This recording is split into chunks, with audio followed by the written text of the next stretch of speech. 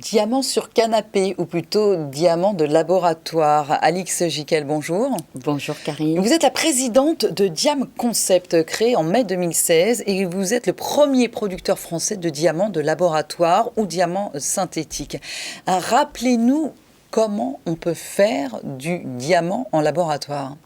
Alors pour faire du diamant en laboratoire, on part d'un germe de diamant. On va faire pousser grâce au fait que du carbone est créé dans un environnement qui va diffuser ce carbone et s'attacher, en fait se condenser sur le germe qui est du diamant monocristallin. Une fois qu'on a ça, il y a du noir autour et on va avec le laser enlever le noir et ensuite on va obtenir un diamant brut. Comme celui-ci. Comme celui-là.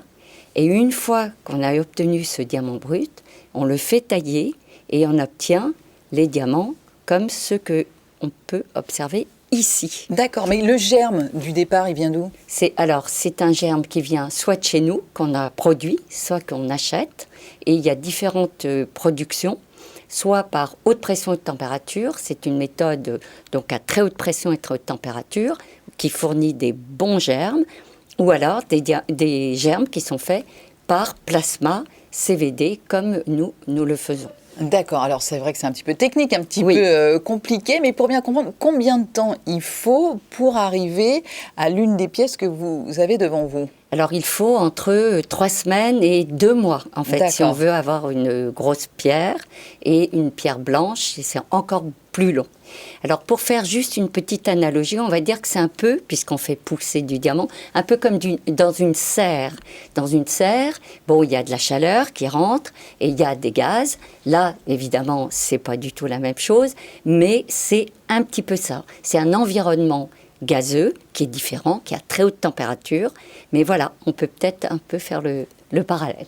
Exactement. Alors vous concevez des réacteurs à plasma et vous contrôlez la croissance de ces diamants. Vous l'aviez fait pour l'industrie et votre idée c'est de l'offrir aujourd'hui pour la joaillerie. Mais le premier diamant aujourd'hui, il est déjà sorti de votre laboratoire ? Ah oui. Maintenant on en produit beaucoup. Cette année on en aura fait 1000 ou 1200 même. Donc on est en pleine croissance. C'est un spin-off du CNRS.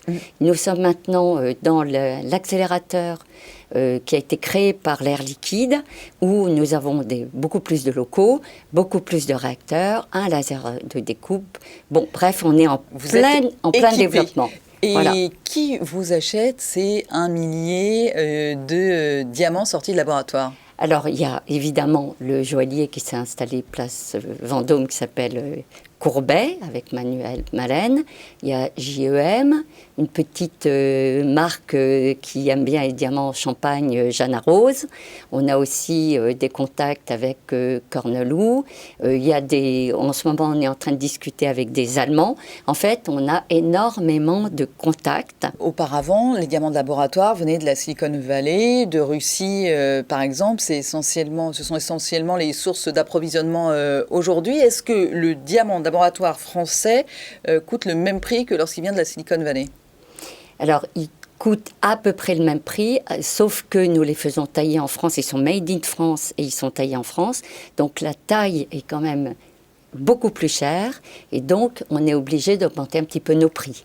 Mais il y a une demande réelle du diamant made in France. En ce moment, c'est très important, ça. Et donc, le diamant, au final, il aura les mêmes caractéristiques qu'un diamant qui provient de mines de diamants ? Ah ben oui, complètement. Bien sûr, c'est exactement la même chose. Exactement la même chose. Il y a très peu de différence, peut-être dans la manière dont ça croît, dont ça pousse, c'est tout. Mais pourtant, vous avez des diamants de couleur. Oui, mais la nature en a. La nature en a, mais ils sont beaucoup plus rares. Ils sont très rares, justement, les diamants cognac, comme le rond qu'il y a juste à côté du blanc.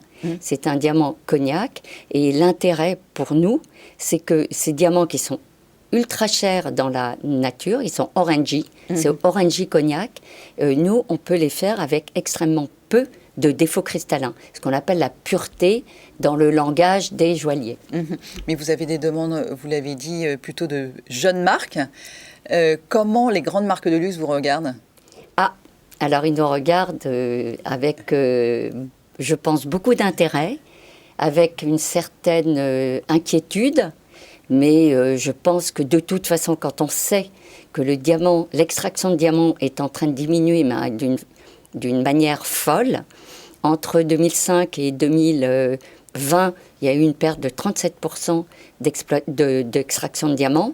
En 2050, alors que le pic a été à 177 millions de carats par an en 2050, les pessimistes disent qu'il n'y aura plus que 14 millions et les optimistes disent que c'est plutôt 40 millions de carats, alors que la demande, c'est 250 millions de carats.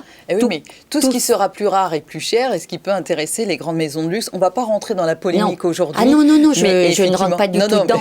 Mais effectivement, on voit qu'il y a un vrai marché et une vraie question à se poser pour cet avenir-là. Oui, Alix Gicquel, merci beaucoup à vous. Je rappelle que vous êtes la présidente de Diam Concept. Merci.